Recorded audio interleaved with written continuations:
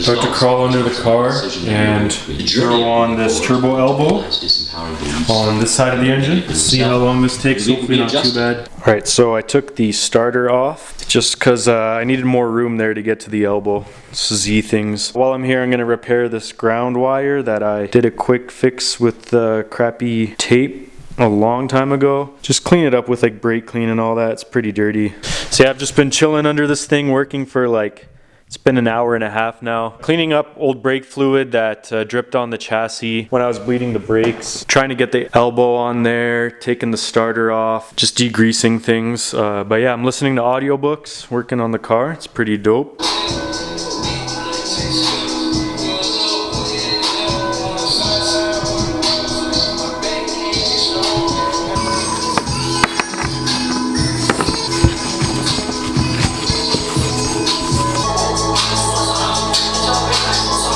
Alright, so I'm about to take the rad out again. Kind of made this janky mount here, just temporary to hold it in.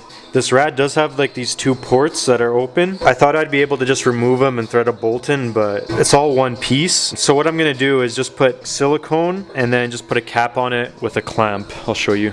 I have these caps here. They're for vacuum lines, but they're the right diameter, and I was going to use them with these clamps, and like I said, put some silicone around the port too. It's like low pressure here on the rad, so it shouldn't have an issue holding that on and shouldn't come off. Because in their subconscious mind, that keeps them where they are, that keeps them in that self-image. It doesn't have feelings, and it's not going to judge. That means the movies that you watch, the music that you listen to, the people that you associate with, the books that you read, that not necessarily the kinds of ways. Alright, so I got the rad in there, secured. Now I'm getting ready to attach the fan to the rad, and then I'll be able to put the intake on, air filter. I brought the MAF wiring out here, and I have the fan wiring right here.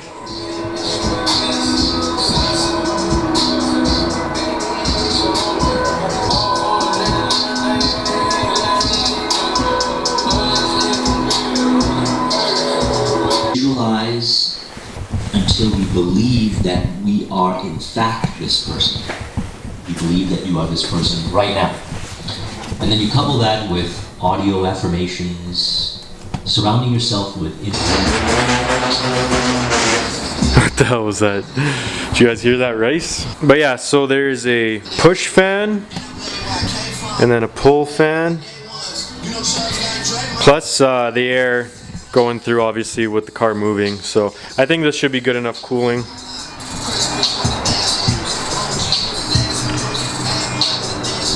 Alright, I got the intake piping all on. It's an interesting design. It goes under the headlight.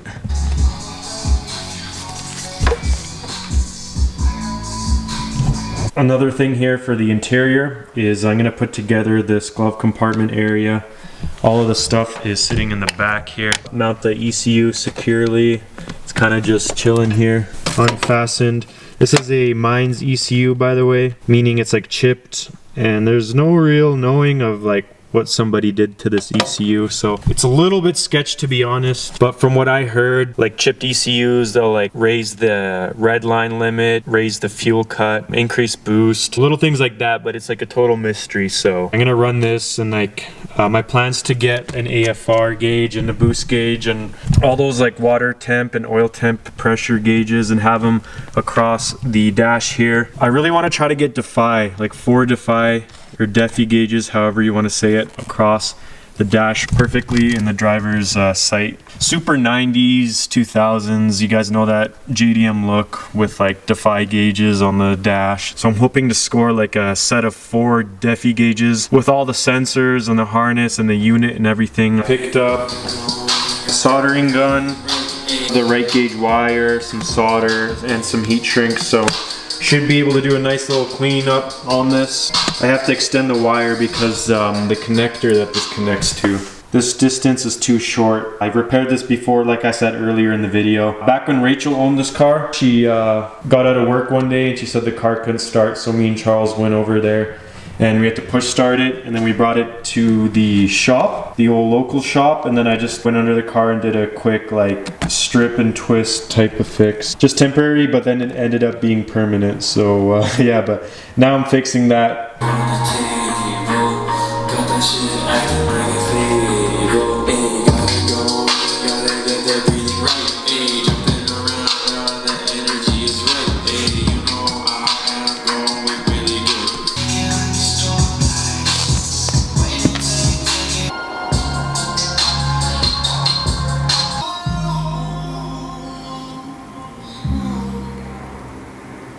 Got a big old clump of solder on there. Not as clean as I would want it, but it's a learning process, right? So I'm gonna throw the heat shrink on now and then put her on there. The repair is finished. Connections there and there, all heat shrunk and everything. So I'm gonna throw the starter back on the car now and test the connection and make sure everything's all good.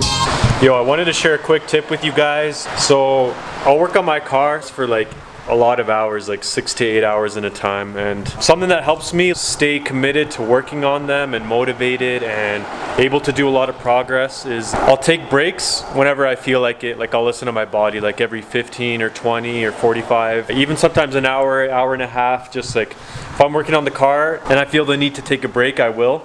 And something I do is just get some fresh air. It's not that good to be cooped up in like a space and not get fresh air. So it's good to step outside and take deep breaths. Like, seriously, I feel like breath work is underrated because you're filling your, you're filling your brain and your body up with new oxygen. If you're cooped up in like a shop or a garage or even like an office space without fresh air for a long time, you just keep breathing in that CO2 and you don't get new oxygen to your lungs, and then you can't think as clearly. So definitely a helpful tip that's helped me a lot. Get some fresh air every once in a while, take breaks, take deep breaths, relaxes your mind, just puts you in a good mental state where if you're stressed about something that you're working on, it's like a mental refresh, so you can approach it more clearly, more consciously, more calm and all that. Yeah, and that kind of got me thinking is like, if you have a job, you should be going outside and getting fresh air, taking breaths, so you're in a better mental state where you can get more work done and more efficiently. I was just thinking that some bosses out there would not want you to go outside and take fresh air breaks, but they would let cigarette smokers out to smoke cigarettes. So I kind of found that, I don't know how true that is, I guess, kind of just an assumption I'm making, but if you were to tell your boss like, I want to go outside to take fresh air so I can be in a better mental state so I can work better, your boss might be like, oh no, that's bullshit, you just don't want to work. But then some cigarette smoker will be like, I need to go on a smoke break, and then the boss will be like, yeah, sure. It's kind of weird, but just my 2 cents. Work efficiently, don't be stressed out. That's how I'm doing it. I'm actually having like a lot of fun doing this. It's like flow state for me. I'm really enjoying everything I'm doing. Take breaks so you have fun and you're enjoying what you're doing. It doesn't seem like a big burden to get stuff done on your car. And that goes for everything, not just car work, but yeah. There's a look at the lightweight flywheel in there. Forgot that I have to try to get to the top bolts of the turbo elbow right there. So I'm going to try to get those in first, and then I'll bolt the starter up. Woo! Alright, so I have been under this thing for 100 years since that last clip. Fuck! Alright. Yeah, I've been stressing out. I've been trying to put a bolt into where that stud with that red Loctite is, that one right there. I was trying to put a bolt in there for the longest time, and that's one of the top bolts for the elbow. It's super hard to reach there with the steering column right here, and reaching around the elbow itself, it's super hard to get to that. I just threaded in a stud, which I believe is how it's supposed to be, and I'm still gonna obviously wipe down that red Loctite. Red is the strongest strength Loctite, so hopefully that's not going anywhere, and now I'll be able to put the elbow on finally. Been down here for a while, just chilling. Well, not just chilling at all, actually working my ass off. This is like the first part of the build where I've been like stressed. Well, no, that's not true. This is the first part where I've gotten like kind of angry. But it is what it is. You gotta take those breaks like I was talking about earlier. It's about practicing this idea of not putting your thoughts on what is missing and shifting it to, it's on its way. It's on its way. Whatever it is that you would like to attract into your life, know that it's on its way. Alright guys, so after some years, I got the elbow on, as good as she's gonna get for now. And I don't have any more of the exhaust, so as of right now it just ends right here. Starter is all hooked up. Wires are connected. So I'm gonna attach the battery now and test the connections and make sure everything's good. So I decided I'm gonna start the Z today, just to make sure everything runs properly and it doesn't leak from anywhere. So I bought the cheapest oil and the cheapest oil filter I could find, because this is just going to be used to flush. I did not think that there was oil that cheap. So yeah, $15 oil and then like a $10 oil filter, just cheap fram. I'm going to go back to the garage, double check everything over on the Z, fill the engine up with this crappy oil and filter. Hopefully she starts and runs good. All right, so I got the cheap fram filter that I'm going to throw on for the flush. And then I got an actual Nissan OEM made in Japan. So the car might run, it might not, and it might run bad for a couple reasons. Obviously I don't have the couplers for this side, so the charge pipe and the throttle body are just gonna be exposed like this. And then on this intercooler piping, I haven't hooked up the valve, so there's a big boost or a vacuum leak right there. It has really old gas, and it's really low. It's almost out of gas. The tank's completely empty, but I'm hoping it'll run for like a tiny bit at least. And there's no air filter, so.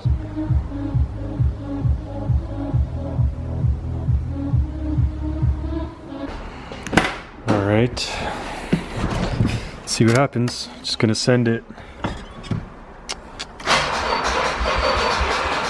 Not enough juice.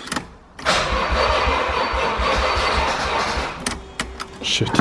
Alright, so there was like a loud relay noise coming from the fuse blocks.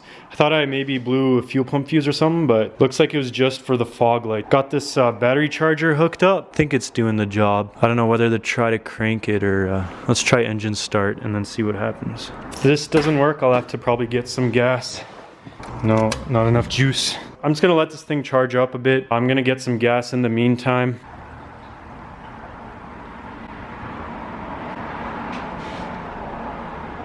All right. Damn, what the hell?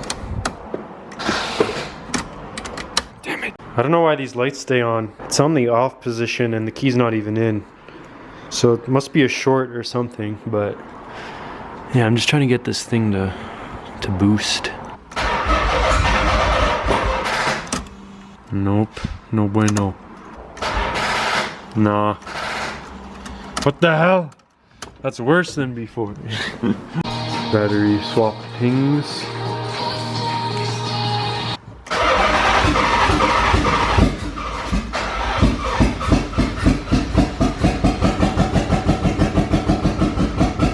Kinda runs. It's a two-stroke.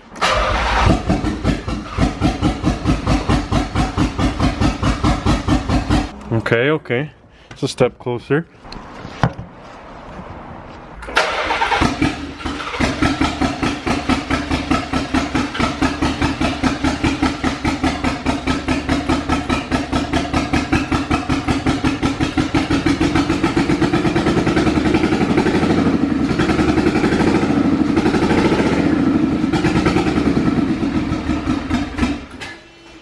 Hey buddy, you got an exhaust leak. Oh, that's what it is. So as you heard, it was running kind of weird. It almost sounded like it was just running on one bank, like one side of the engine, because it was super lumpy. I'm wondering if like there's a ground for the injectors, like one side of the injectors that's not plugged in. I noticed this thing wasn't connected right there. There's supposed to be a connector there and there's nothing plugged in, and I can't find the connector to it anywhere around that vicinity. So gonna have to look everything over, but technically the car did run, so this isn't full clickbait. I am gonna end the video here. Gonna look into this a little more. I was expecting it to run, but it's just running. Gonna have to check over the wiring again. No rush here, part of the process of the swap.